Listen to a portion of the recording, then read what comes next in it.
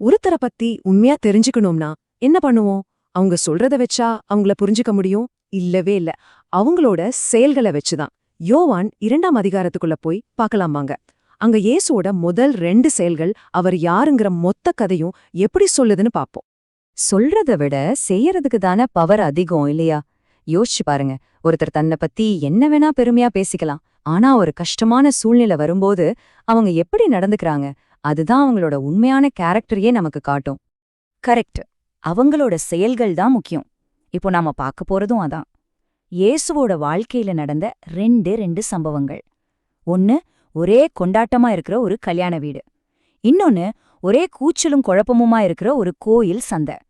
பார்க்கறதுக்கு ரெண்டும் வேற வேற மாதிரி இருந்தாலும் இந்த ரெண்டுமே சேர்ந்து அவர் யாருங்கிற ஒரு கம்ப்ளீட் பிக்சரை நமக்கு கொடுக்குது. சரி, வாங்க முதல்ல அந்த கல்யாண வீட்டுக்கு போலாம். இதுதான் முதல் அடையாளம், சிறந்த திராட்சை ரசம். யோவான் இத ஒரு சாதாரண அற்புதம்னு சொல்லல, ஒரு அடையாளம்னு சொல்றாரு. அதுக்கு ஒரு அர்த்தம் இருக்கு. ஏன்னா இது வெறும் கண்ணுக்கு தெரியற மேஜிக் இல்ல, இதுக்குள்ள ஒரு ஆழமான செய்தி ஒளிஞ்சிருக்கு. கற்பனை பண்ணி பாருங்க, கானா ஊர்லயே ஒரு கல்யாணம். ஒரே ஆட்டம் பாட்டம் கொண்டாட்டம் எல்லாம் சூப்பரா போயிட்டு இருக்கு.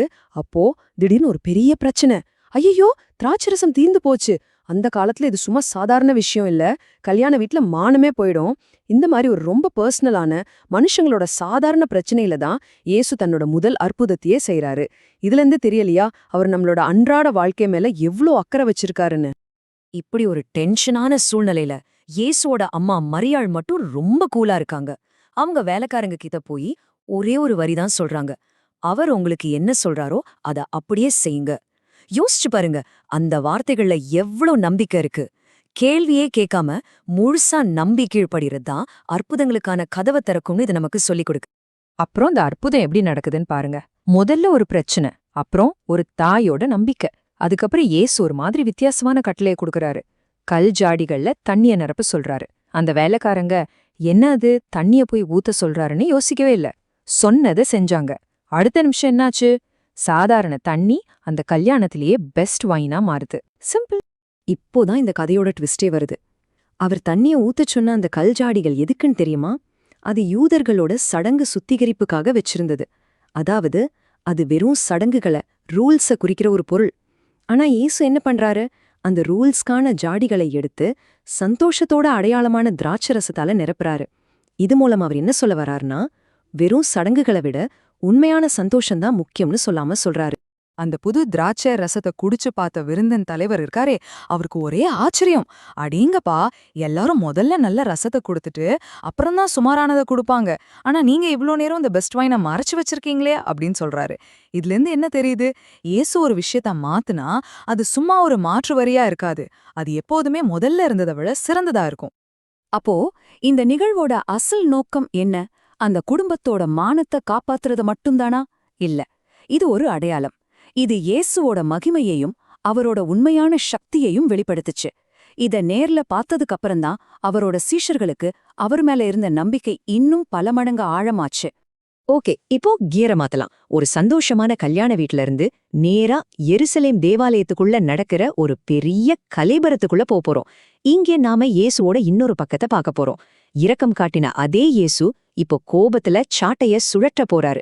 என்ன நடக்குதுன்னு பாப்போம்.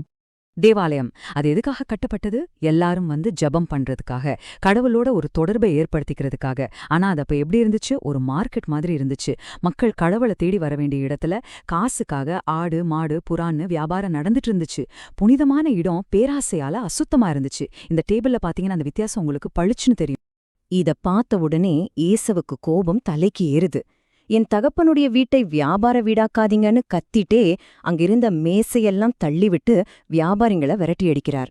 இது ஏதோ திடீர்னு வந்த கோபம் இல்ல, இது கடவுளோட வீட்டின் பரிசுத்தத்துக்காக அவர் கொண்ட ஒரு வைராக்கியம். சடங்குக்காக வியாபாரம் பண்றதை விட உண்மையா மனதார வழிபடுறதுதான் முக்கியம்னு அவர் அடிச்சு சொல்றாரு. இந்த சண்டையோட உச்சக்கட்டத்துல இயேசு ஒரு வாக்கியத்தை சொல்றாரு. அங்கிருந்து எல்லாரையும் அது பயங்கரமா குழப்பிடுது. ஆனா அந்த ஒரு வரி தான் இந்த முழு அதிகாரத்தோட மைய புள்ளி. அவர் சொல்றாரு, இந்த தேவாலயத்தை இடிச்சு போடுங்க, நான் 3 நாள்ல திரும்ப கட்டுவேன்னு. இத கேட்டதும் எல்லாருக்கும் ஷாக்.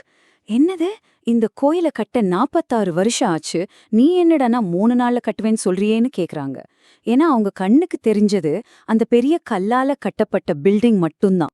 ஆனா இயேசு பேசுனது அந்த பில்டிங்க பத்தி இல்ல, அவர் பேசுனது தன்னுடைய சொந்த உடல பத்தி. அதாவது என் உடலாகிய இந்த தேவாலயம் அழிக்கப்படும், நான் சிலுவையில அறையப்படுவேன், ஆனா 3வது நாள்ல உயிரோட எழுந்திருப்பேன்னு ஒரு பெரிய தீர்க்க தரிசனத்தை சொல்றாரு. இதுதான் அந்த வாக்கியத்தோட உண்மையான ஆழமான அர்த்தம். நிச்சயமா. அப்போ அங்கிருந்த யாருக்குமே இது புரியல. எப்படி புரியும்? அவர் தன்னோட மரணம், உயிர்த்தெழுதல்னு எதிர்காலத்தை பத்தி மறைமுகமா பேசிட்டு இருக்காரு. இது ஒரு ஆழமான ஆன்மீக உண்மை. அவங்க வெறும் கண்ணால பார்த்தத மட்டும் நம்புனாங்க. ஆனா இயேசு கண்ணுக்கு தெரியால ஒரு நிரந்தரமான உண்மைய பத்தி பேசிட்டு இருந்தாரு. சரி, ஒரு பக்கம் கல்யாண வீட்ல சந்தோஷமான அற்புதம், இன்னொரு பக்கம் தேவாலயத்துல கோபமான மோதல். இந்த 2 வெவ்வேறான சம்பவங்களும் ஒன்னா சேர்ந்து நமக்கு என்ன பாடத்தை சொல்ல வருது? இதுலேருந்து நம்ம எடுத்துக்க வேண்டிய முக்கியமான விஷயங்கள் என்ன? சுருக்கமா சொல்லணும்னா இதுதான் இந்த அதிகாரத்தோட சாராம்சம்.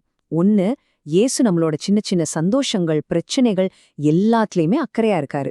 2, அவர் பழைய சடங்குகளை விட ஒரு சந்தோஷமான சிறந்த வழிய கொண்டு வராரு. 3, நாம முழுசா நம்பி கீழ்ப்படிய தயாரா இருந்தா அவரோட அற்புதங்களை பார்க்கலாம். 4, வழிபாட்டுல வியாபாரத்தை விட நேர்மைதான் முக்கியம். கடைசியா ரொம்ப முக்கியமா அவரோட ஒவ்வொரு செயலும் அவர் போக போற சிலுவையையும் உயிர்த்தெழுதலையும் நோக்கித்தான் ஒரு வழிகாட்டி மாதிரி இருக்கு.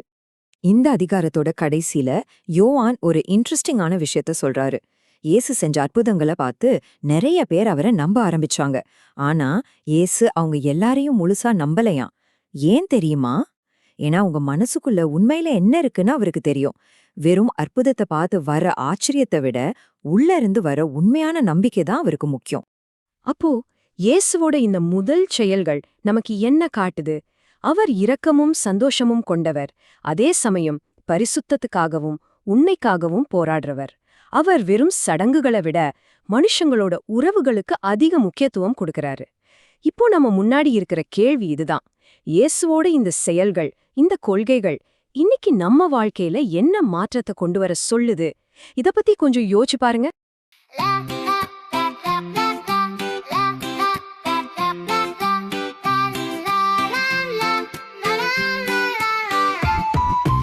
ஆனந்தம் ஆனந்தம் இயேசுவில் ஆனந்தம், நீரை மாற்றினார் திராட்சை ரசமாக.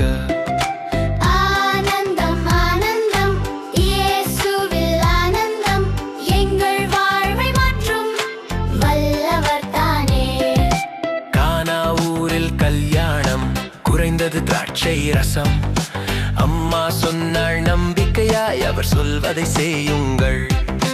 கல்லுக்குடம் நிரம்பியது, நீராயிருந்தது முன்பு. இயேசு சொன்ன ஒரு வார்த்தை மாறியது அதிசயம். அப்போ ஆனந்தம் ஆனந்தம் இயேசுவில் ஆனந்தம், நீரை மாற்றினார் திராட்சை ரசமாக. ஆனந்தம் ஆனந்தம் இயேசுவில் ஆனந்தம், எங்கள் வாழ்வை மாற்றும் வல்லவர் தானே.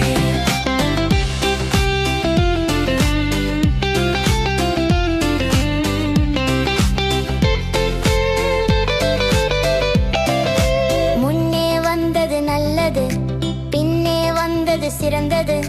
இயேசு தரும் வாழ்க்கையெல்லாம் எப்போதும் சிறந்ததுதான்.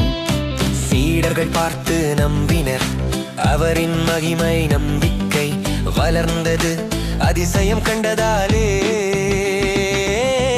ஆனந்தம் ஆனந்தம் இயேசுவில் ஆனந்தம், நீரை மாற்றினார் திராட்சை ரசமாக.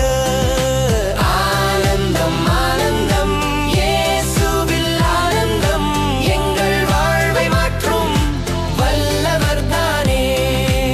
ஆலயத்தில் வியாபாரம் இதுவே தவறென்றார், என் தந்தை வீட்டை பரிசுத்தமாக வைத்தார். இந்த ஆலயத்தை இடியுங்கள், 3 நாளில் எழுப்புவேன். உடலை குறித்தே சொன்னார், உயிரோடு எழுந்தார் அவர். ஆனந்தம் ஆனந்தம் இயேசுவில் ஆனந்தம், துயரை மாற்றும் தேவன் நம்மோடு. ஆனந்தம் ஆனந்தம் இயேசுவில் ஆனந்தம், நம்புவோம் நடப்போம்.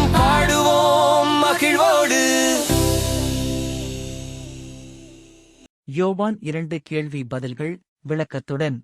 இயேசு தனது முதல் அற்புதத்தை எங்கே செய்தார்? பதில்: கலிலேயாவில் உள்ள கானா ஊரில் நடந்த ஒரு திருமணத்தில். விளக்கம்: இது இயேசு சாதாரண மனிதர்களின் கொண்டாட்டங்களில் கலந்து கொண்டதையும் அன்றாட தேவைகளில் அக்கறை கொண்டதையும் காட்டுகிறது. திருமணத்தில் என்ன பிரச்சனை ஏற்பட்டது? பதில்: திராட்சை ரசம் தீர்ந்துவிட்டது.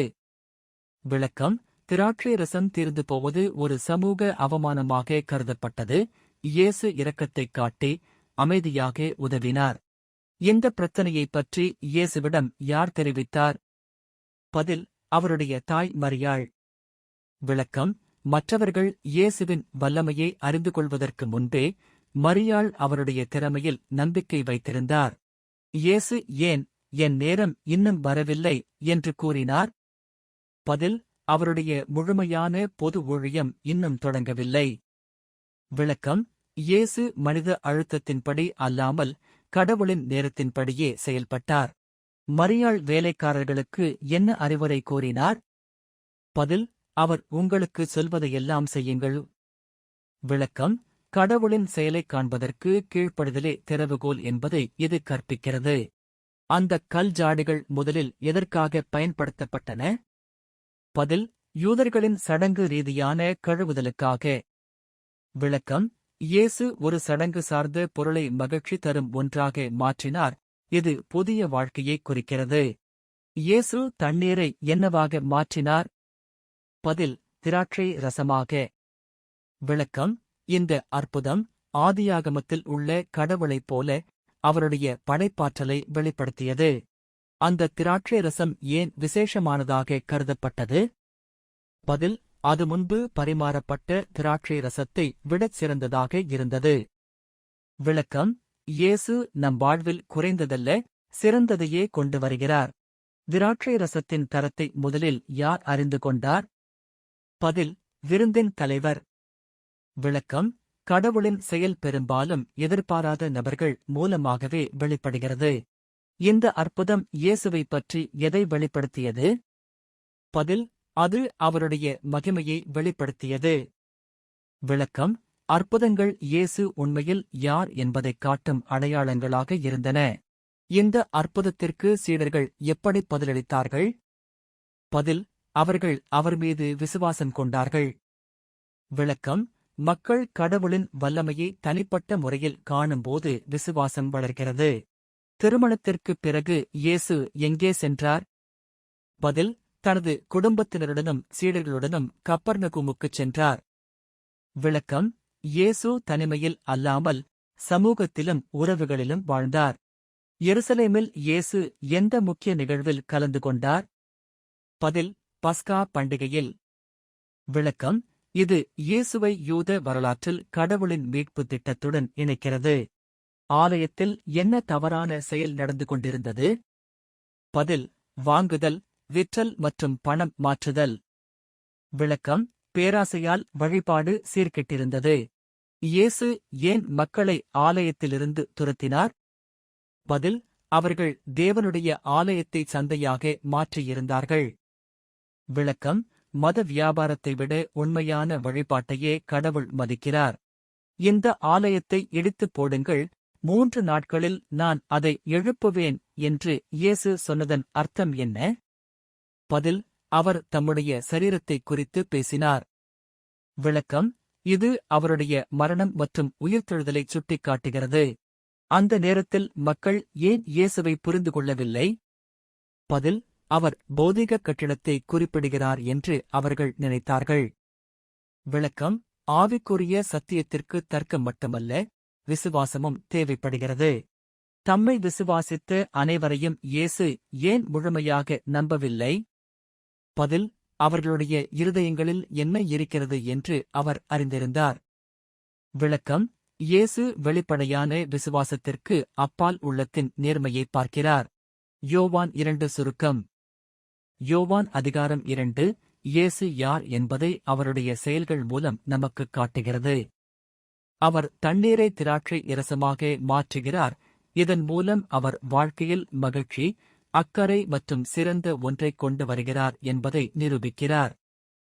அவர் ஆலயத்தை சுத்திகரிக்கிறார், இதன் மூலம் உண்மையான வழிபாடு கடவுளுக்கு முக்கியம் என்பதைக் காட்டுகிறார். இந்த அதிகாரம் இயேசுவை நம்பவும், அவருக்கு கீழ்ப்படியவும், நம் இருதயங்களை நேர்மையாக வைத்திருக்கவும் நமக்கு கற்பிக்கிறது.